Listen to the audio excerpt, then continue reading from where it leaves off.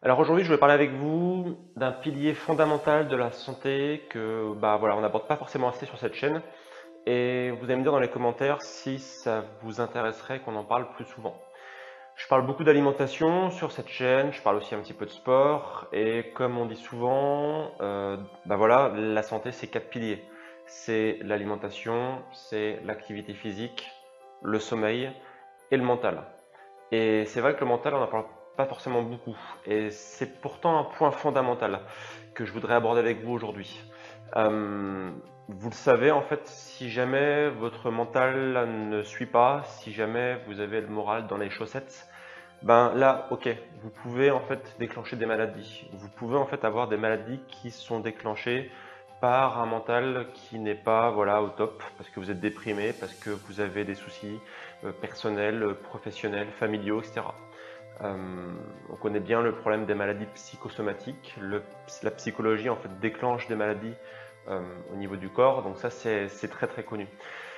Ce que je voulais en fait aborder avec vous aujourd'hui, c'est précisément justement le fait des personnes malades, des personnes qui ont des pathologies, des personnes qui ont eu en fait un diagnostic de maladie grave.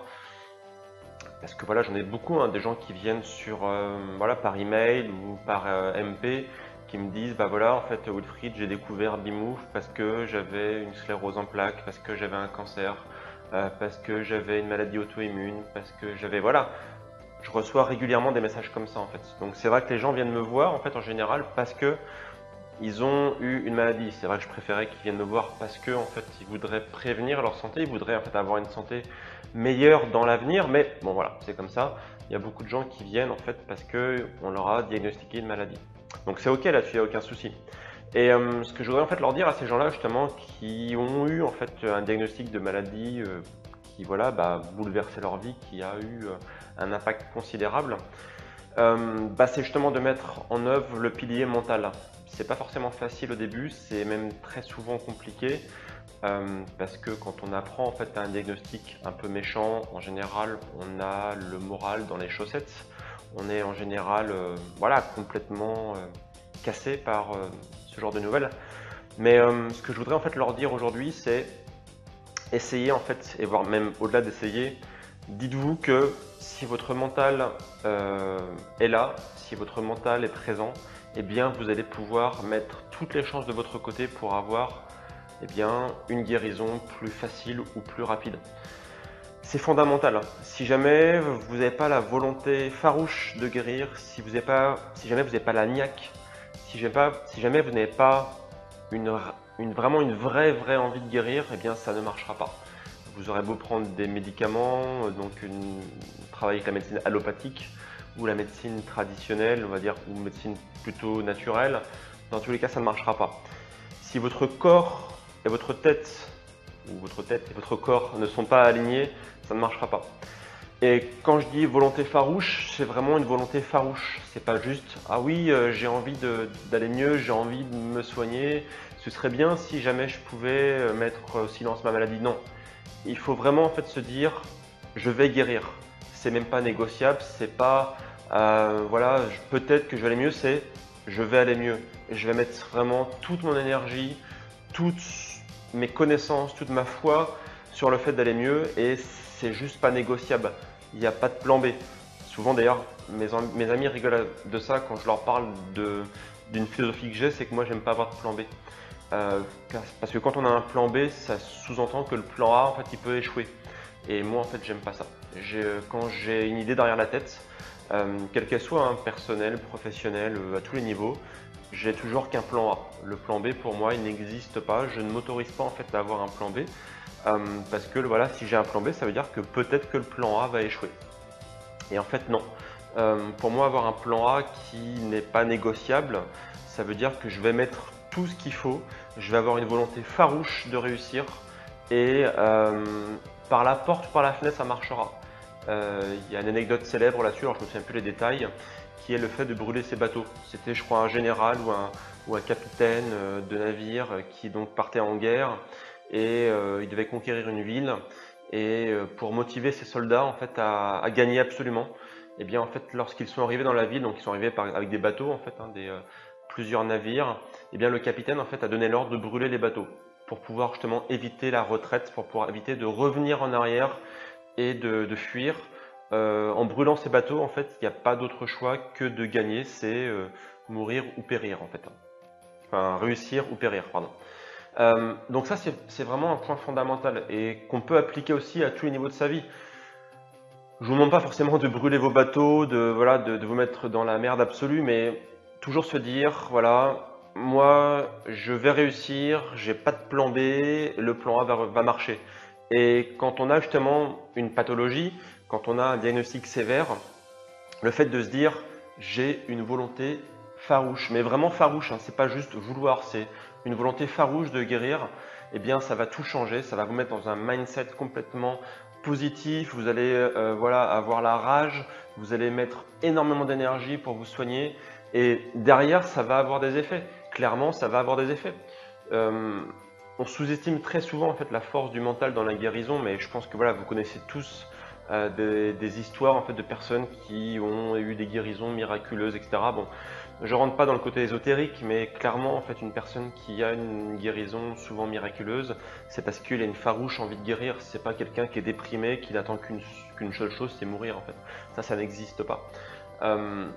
Et voilà, il faut toujours se dire que votre cerveau en fait, il a une force qui est juste phénoménale. Et d'ailleurs que la science connaît, hein, puisque c'est le principe de l'effet placebo. Vous connaissez le principe de l'effet placebo.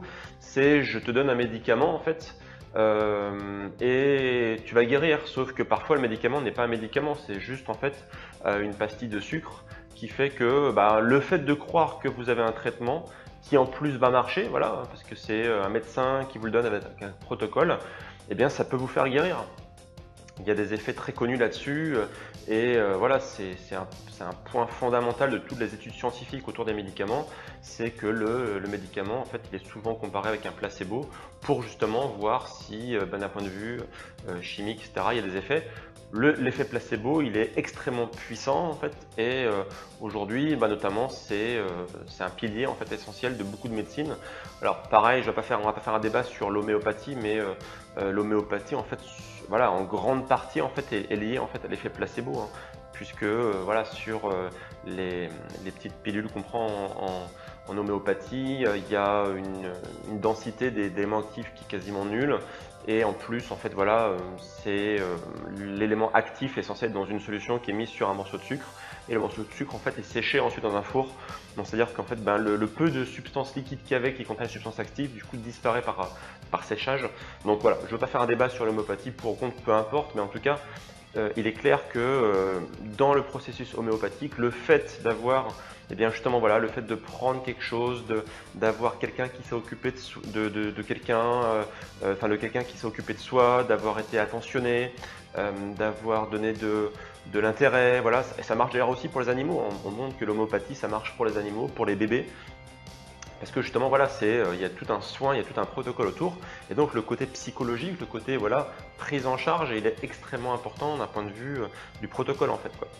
Et voilà, donc l'effet placebo, il est très très puissant. Donc, et d'ailleurs, il est tellement puissant qu'on montre même qu'il marche lorsque les personnes savent que ce qu'ils prennent, c'est un placebo. Je vous mettrai, si vous voulez, des ressources sous la vidéo pour vous montrer que, eh bien oui, des personnes qui prennent un placebo et qui savent que c'est un placebo, eh bien peuvent aussi avoir en fait des guérisons. En fait, ils peuvent se dire tiens, j'ai guéri grâce à mon placebo. Donc c'est pour vous dire à quel point c'est puissant, quoi. Et d'ailleurs, il y a l'effet aussi inverse qui s'appelle l'effet nocebo. Je ne sais pas si vous connaissez. En fait, c'est le fait bien de déclencher des effets secondaires par justement la prise d'un médicament. En fait, on va. Alors l'effet nocebo est beaucoup moins utilisé en fait, mais il est aussi puissant que l'effet placebo. C'est juste le fait de rendre malade en fait par une substance en fait qui n'est pas active. C'est-à-dire que les personnes vont se rendre malades parce qu'ils ont cru prendre un médicament. Donc c'est pour vous dire en fait à quel point c'est puissant. On peut déclencher des effets secondaires d'un médicament alors qu'on n'a pas pris ce médicament. C'est juste un morceau de sucre en fait, quoi. Donc ça c'est l'effet nocebo. Donc tout ça pour dire que voilà, le mental en fait il a un point, il a une force qui est extrêmement colossale au niveau du corps, au niveau de toute notre biologie en fait. Et vous devez en tenir compte. Quand vous avez mis en place, quand vous mettez en place un processus de guérison, quand vous voulez guérir, si vous ne mettez pas en place justement cette volonté farouche de guérir, eh bien ça ne marchera pas. Ça ne marchera pas du tout. Et pareil, je vous donne une autre anecdote pour vous illustrer tout ça. C'est un exemple que je prends souvent d'un de mes 3 mentors, donc, qui s'appelle David Servan-Schreiber, que vous devez connaître, je pense, parce que j'en parle très souvent sur cette chaîne, qui est l'auteur d'Anti-Cancer. Donc vous savez, David, en fait, il était malade, il avait une tumeur cancéreuse très agressive qu'il a réussi en fait à mettre au silence grâce à notamment une alimentation et bien voilà tout un protocole en fait autour du bien-être, on va dire. Et voilà, donc il a vécu des dizaines d'années là où la médecine moderne en fait lui donnait que quelques mois à vivre. Et David, en fait, il a eu une rechute, un moment particulier de sa vie, en fait, c'était quand sa femme l'a quitté. C'est-à-dire que voilà, sa femme, en fait, un jour lui a annoncé qu'elle le quittait et voilà, que leur histoire s'arrêtait. Et c'est précisément à ce moment, en fait, que David Servan-Schreiber a fait une rechute. Certains pourront dire que c'est le hasard, moi je ne pense pas. Le fait qu'il ait été mis dans un processus mental extrêmement négatif, qu'il ait eu un mental vraiment dans les chaussettes, eh bien ça a complètement en fait ruiné, on va dire, son protocole de guérison. Donc voilà, et c'est pour vous montrer à quel point justement, si vous avez un mindset positif, si vous voulez en fait être en mode optimiste, je vais guérir, je vais aller mieux, et que vous vous projetez d'ailleurs, ça c'est extrêmement important aussi, ce fait de se projeter, de se voir déjà guéri, de se voir voilà, la maladie complètement terminée, mis au silence, etc. Et bien là aussi, ça va permettre à votre corps en fait d'imaginer les choses et de vous aider en fait mentalement voilà, à aller mieux. Et ça c'est valable pour tout le reste de votre vie. Si vous vous projetez, si vous visualisez en fait votre plan A, on va dire réussi, comme étant OK, eh bien ça va aussi avoir un impact extrêmement positif sur votre santé. Donc dans tous les cas, voilà, ayez une énergie de fou, essayez de dire voilà je vais guérir, et d'ailleurs je vais pas envoyer un bon mot, essayer n'est pas le bon mot, il faut que vous disiez je vais guérir, et c'est pas négociable, il n'y a pas de plan B, de toute façon c'est comme ça, c'est pas autrement. Ma guérison, je la vois dans 3 mois déjà, je pourrais faire des choses qui me sembleraient impossibles aujourd'hui. Donc voilà, vous datez, vous chiffrez, dans 3 mois ce sera guéri, ce sera nickel, et vous vous projetez. Vous vous dites c'est bon, c'est ok, et vous mettez une énergie de fou. Bien sûr, derrière, vous n'oubliez pas les 3 piliers fondamentaux de la santé qui sont une bonne alimentation optimisée, qui prend soin de votre corps, pas de produits qui voilà, vont mettre votre corps dans un état négatif. Donc là, je vous renvoie vers toutes mes autres vidéos que j'ai fait sur le sujet. Vous avez un sommeil de qualité, vous continuez l'activité physique du mieux que vous pouvez, et derrière, eh bien, vous mettrez toutes les clés, tout ce qu'il faut pour avoir un environnement, un terrain favorable à une bonne guérison. Ça peut sembler compliqué, notamment encore une fois, quand on est quelques jours, quelques heures après avoir une annonce pas cool, mais croyez-moi, c'est nécessaire et complètement fondamental pour pouvoir mettre en place un protocole de guérison qui marche. Donc dites-moi dans les commentaires si vous êtes d'accord avec tout ça, mettez-moi un petit pouce bleu aussi si vous êtes d'accord avec tout ça, et si vous voulez témoigner vous justement de guérison ou de choses qui sont passées dans votre vie parce que vous avez eu un mental, un mindset on va dire hyper positif, hyper engageant. Mettez-moi dans les commentaires votre histoire, ça m'intéresse fortement. Et puis moi je vous dis à très bientôt pour de prochaines vidéos. En ce moment je pense que je vais relancer une vidéo par jour. Et moi je vous dis donc à demain pour de prochaines vidéos.